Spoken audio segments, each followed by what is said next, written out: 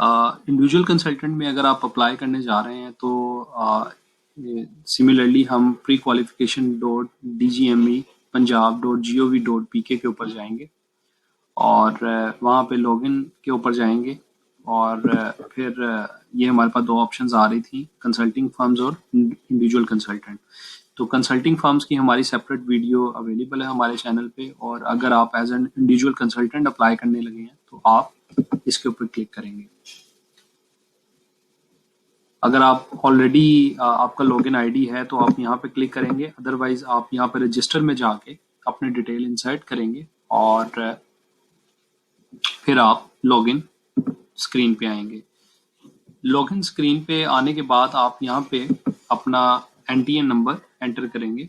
जिस तरह मैंने एक अज्यूम्ड अपना NTN नंबर बनाया हुआ है यहाँ पे 1 2 3 4 5 6 7 8 के नाम से, और यहाँ पे पासवर्ड एंटर करेंगे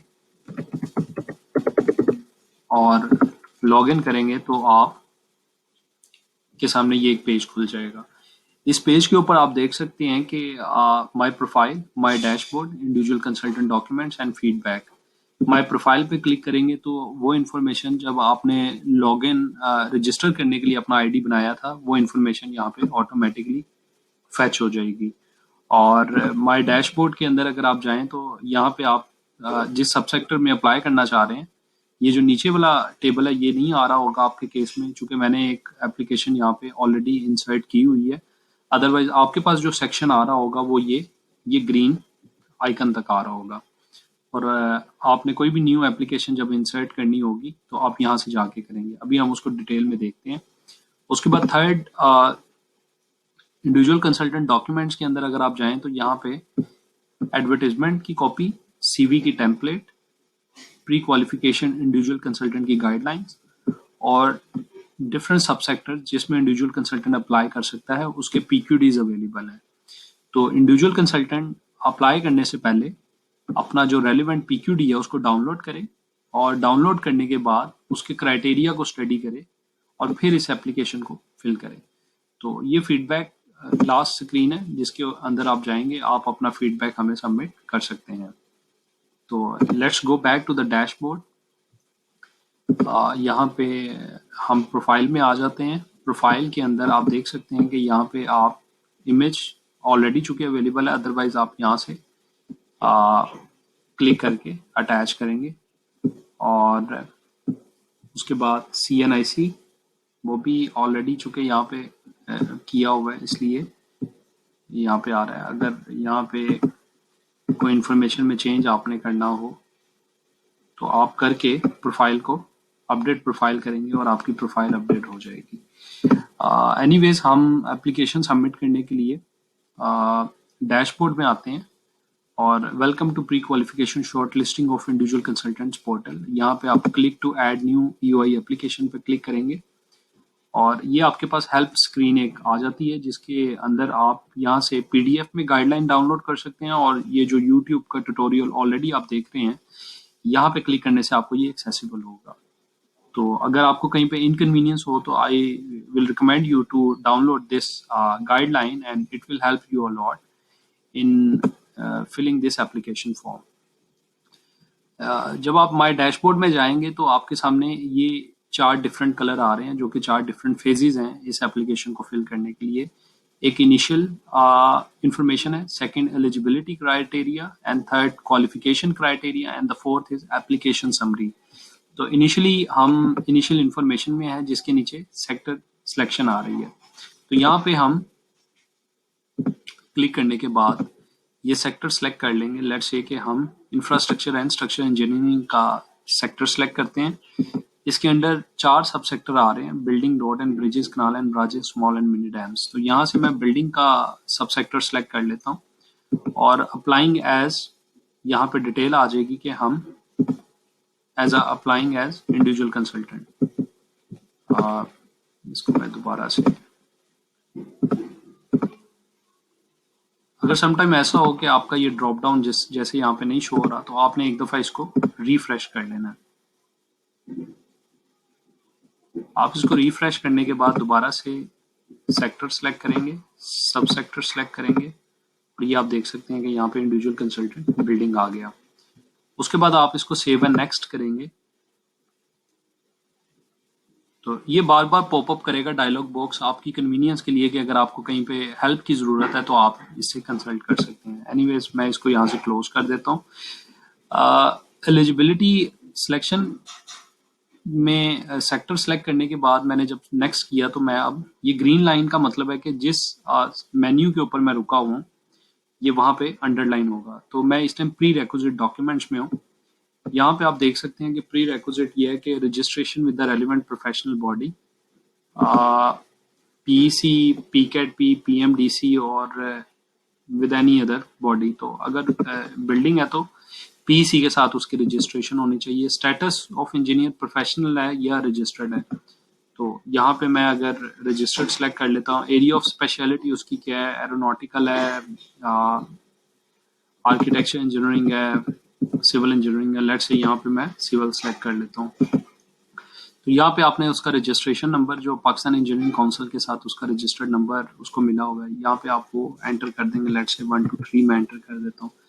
उसकी एक्सपायरी डेट आप यहाँ पे स्पेसिफाई कर देंगे। लेट्स से कि इसकी एक्सपायरी डेट है 30 जून 2021 और यहाँ पे आप उस सर्टिफिकेट को सेलेक्ट करेंगे। मैं कोई अज्यूम सर्टिफिकेट यहाँ पे ये ले लेता हूँ। लेट्स से कि ये इसका सर्टिफिकेट है और ये रेड स्टैरिक का मतलब है कि मैंडेटरी फील्ड्स हैं, आप अगर इसको नहीं फिल करेंगे तो ये नेक्स्ट नहीं होगा। अकॉर्डिंगली उसके बाद आपने एनटीएन नंबर के लिए जो है वो आपने ऑलरेडी जब आप रजिस्ट्रेशन कर रहे होते हैं अपनी तो उस दौरान आप इसको स्पेसिफाई कर देते हैं, वो यहाँ पे अवेलेबल रहेगा। सीएनआईसी भी उसी टाइम आपने एंटर कर दिया होता है। उसके बाद आपने एक ब्लैक लिस्टिंग सिंपल पेपर के ऊपर देनी है कि आप ब्लैक लिस्टेड नहीं है किसी भी ऑर्गेनाइजेशन, गवर्नमेंट और सेमी गवर्नमेंट बॉडी के साथ, और उसको आपने साइन करके और यहाँ पे ये जो डॉक्यूमेंट है आपने जिसमें ब्लैक लिस्टिंग आपने कहा कि you are not currently blacklisted by any private or semi government और गवर्नमेंट ऑर्गेनाइजेशन, और उस पेपर को आपने स्कैन करके यहाँ पे मतलब पीडीएफ की फॉर्म में अपलोड करना है और सेव डाटा कर लेना है यहाँ पे। अब जैसे ही सेव डाटा करेंगे तो ये नीचे ये डिटेल आ जाएगी आपकी, और अगर आप इसको डिलीट करना चाहें तो आप यहाँ से डिलीट करके नया इंसर्ट भी कर सकते हैं। तो ये आपने प्री रिक्विजिट डॉक्यूमेंट इसका कंप्लीट कर लिया फेज। उसके बाद आप इसको नेक्स्ट करेंगे तो आप मूव टू नेक्स्ट टैब में चले जाएंगे which is related to the qualification of the individual consultant. अब ये इसको प्रोसेस कर रहा है। कंसल्टेंट क्वालिफिकेशन में जाने के बाद आपसे पीक्यूडी में पूछा जा रहा होता है कि आपने अपनी क्वालिफिकेशन एंटर करनी है, तो आप यहाँ पे 1 बाय 1 अपनी मैट्रिक से ऑनवर्ड अपनी क्वालिफिकेशन एंटर करते जाएंगे up to the required qualification. तो मैट्रिक की अगर मैं यहाँ पे एंटर करूँ तो क्वालिफिकेशन टाइप मतलब मैंने लोकली डोमेस्टिकली किया या इंटरनेशनली, तो नेशनल है तो आप नेशनल सेलेक्ट कर देंगे। यहाँ पे उस अदारे का नाम आ जाएगा, यहाँ पे उस डिग्री का नाम आ जाएगा। मैट्रिक है तो मैट्रिक आ जाएगा कंप्यूटर साइंसेस के साथ। उसके बाद डिग्री अवार्ड डेट आ जाएगी यहाँ पे कि कब वो आपने उसको किया है, आपको कब वो रिसीव हुई है डिग्री, और डिग्री का ड्यूरेशन आ जाएगा 2 years और मतलब किस टाइम से किस टाइम तक, किस ईयर से किस ईयर तक। तो फॉर एग्जांपल इंस्टीट्यूट नेम मैं लिख देता हूँ लाहौर ग्रामर स्कूल, और मैट्रिक ये साइंस में हमने किया, कंप्यूटर साइंस में, तो मैं इधर लिख देता हूँ कंप्यूटर साइंस। और डिग्री अवार्ड डेट जो थी लेट्स से कि वो थी जनवरी 22 2021। ड्यूरेशन था 2020 से 2021। लेट्स से टोटल जो मार्क्स थे वो थे 1100 और जो ऑब्टेन्ड मार्क्स हैं वो हैं 900 और परसेंटेज ऑटोमेटिकली इसकी आ जाएगी। यहाँ पे आप उस डिग्री को अटैच और सेव एंड ऐड मोर करेंगे तो ये आपका नीचे आ जाएगा। अकॉर्डिंगली आप फिर इंटरमीडिएट की सिलेक्ट करेंगे up to the required qualification in the PQD. आप वहां तक इसको सिलेक्ट करते जाएंगे और अपलोड करते जाएंगे, ऐड करते जाएंगे। उसके बाद आप इसको नेक्स्ट करेंगे, मूव टू नेक्स्ट टैब। तो ये प्रोसेस कर रहा है नेक्स्ट टैब तक जाने के लिए। अब ये आ गया कंसल्टेंट एक्सपीरियंस। कंसल्टेंट एक्सपीरियंस के अंदर आप इसमें अपना एक्सपीरियंस स्पेसिफाई करेंगे। आपका एक्सपीरियंस 3 कैपेसिटीज के अंदर हो सकता है। एक आपका जर्नल एक्सपीरियंस होगा जो कि आपका टोटल अपनी प्रोफेशनल क्वालिफिकेशन के बाद जो आपका एक्सपीरियंस डेवलप हुआ, और एक आपका रेलिवेंट एक्सपीरियंस होगा जिस सब सेक्टर के अंदर आप अप्लाई कर रहे हैं। फॉर एग्जांपल बिल्डिंग में, तो आपने बिल्डिंग के अंदर कितने प्रोजेक्ट्स किए हैं, वो आपका रेलिवेंट एक्सपीरियंस होगा। और एक आपका एक्सपीरियंस होगा as an individual consultant. General और रेलिवेंट एक्सपीरियंस आपका किसी ऑर्गेनाइजेशन के साथ एज एन एम्प्लॉय भी हो सकता है, और आपका एज एन इंडिविजुअल कंसल्टेंट भी हो सकता है कि आपने किसी ऑर्गेनाइजेशन को डायरेक्टली एज अ कंसल्टेंट अपनी सर्विसेज ऑफर की। तो यहाँ पे आपने जब जर्नल एक्सपीरियंस सिलेक्ट करना है तो आपने जर्नल के जो प्रोजेक्ट्स होंगे और ये उसकी सारी फील्ड्स हैं, आपने ये फिल करते जाना है।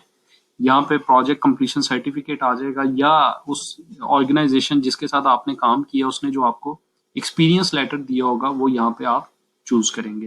प्रोजेक्ट का नाम आ जाएगा, प्रोजेक्ट की डिस्क्रिप्शन, थोड़ी सी डिटेल आ जाएगी कि उसका स्कोप क्या था, आपकी ऑर्गेनाइजेशन जिसके साथ आप वो प्रोजेक्ट कर रहे थे उसका नाम क्या था, एक्चुअल सर्विसेज प्रोवाइडेड, आपने क्या उस प्रोजेक्ट के अंदर सर्विसेज दी हैं, आप एज अ क्वालिटी इंचार्ज थे, आप वहाँ पे एज अ टीम लीडर थे, या मतलब आपकी सर्विसेज वहाँ पे क्या थी, आप मतलब प्लानिंग स्केजुलिंग को देखते थे, आप क्वांटिटी सर्विंग को देखते थे, या आप प्रोजेक्ट को मैनेज कर रहे थे ओवरऑल। यहाँ पे आपका डेजिग्नेशन आ जाएगा, और यहाँ पे क्लाइंट ऑफ द प्रोजेक्ट का नाम आ जाएगा, प्रोजेक्ट स्टार्ट डेट आ जाएगी, प्रोजेक्ट एंड डेट आ जाएगी, joining date at the project, आपने प्रोजेक्ट अगर मिड में कहीं पे ज्वाइन किया या शुरू में तो यहाँ पे आ जाएगा, end date at the project, आपकी एंड डेट क्या थी प्रोजेक्ट, अगर आपने प्रोजेक्ट कंप्लीशन से पहले ही वहां से कहीं स्विच कर गए तो आप यहाँ पे वो डेट लिखेंगे। यहाँ पे उस प्रोजेक्ट की कॉस्ट आ जाएगी, और अगर आपने एज अ इंडिविजुअल कंसल्टेंट काम किया उस प्रोजेक्ट के अंदर किसी क्लाइंट के साथ तो यहाँ पे आपकी कंसल्टेंसी कॉस्ट आ जाएगी। ज्वाइनिंग डेट, आपने उस ऑर्गेनाइजेशन को कब ज्वाइन किया और आपने ऑर्गेनाइजेशन को कब लीव किया। समटाइम ये होता है कि आपका प्रोजेक्ट में से ऑर्गेनाइजेशन आपको कहीं दूसरी जगह पे रोटेट करवा देती है और ऑर्गेनाइजेशन सेम ही होती है, तो इसलिए end date of the project different होगी, leaving date of with the organisation, और ये सेम भी हो सकती है। और फाइनली आप यहाँ पे अपना जो प्रूफ है, एक्सपीरियंस लेटर और कॉन्ट्रैक्ट और असाइनमेंट का जो भी प्रूफ कि आपने इस प्रोजेक्ट में इन्वॉल्व रहे वो यहाँ पे आप अपलोड करेंगे, और यहाँ पे ऐड मोर करेंगे। अगर एक प्रोजेक्ट आपने एंटर कर दिए तो आपने यहाँ पे 3 प्रोजेक्ट मिनिमम जो है रेलिवेंट, जर्नल तो आप अपने एक्सपीरियंस को शो करने के लिए कर रहे होंगे, आप रेलिवेंट के 3 प्रोजेक्ट यहाँ पे ऐड करेंगे, या फिर आपने एज ए इंडिविजुअल कंसल्टेंट जो एक्सपीरियंस के 3 प्रोजेक्ट आप यहाँ पे ऐड करेंगे। उसी की बेस के ऊपर आपकी कैलकुलेशन स्कोर की जाएगी कि आपने आपका क्या स्कोर बनता है, और उसके बाद आप इसको नेक्स्ट करेंगे तो ये डैशबोर्ड आपको ये स्कोर स्क्रीन के ऊपर ले जाएगा। अभी चूंकि मैंने कोई इन्फॉर्मेशन उसमें एंटर नहीं किया ऐसा, तो इसलिए यहाँ पे मेरा स्कोर 0-0 आ रहा है। अब ये डैशबोर्ड आपको बता देगा जो आपने इन्फॉर्मेशन इंसर्ट की है उसकी बेस पे कि आप इसमें पास हैं या फेल हैं। अगर आपका स्कोर इक्वल 65% और अबव है तो ये आपके पासिंग स्कोर होंगे, और अगर नहीं है तो आप इस एप्लीकेशन को सबमिट की आपको ऑप्शन ही नहीं मिलेगी। तो आप देख सकते हैं ये चूंकि 0% स्कोर आ रहा है तो यहाँ पे एप्लीकेशन सबमिट करने की ऑप्शन ही नहीं आ रही।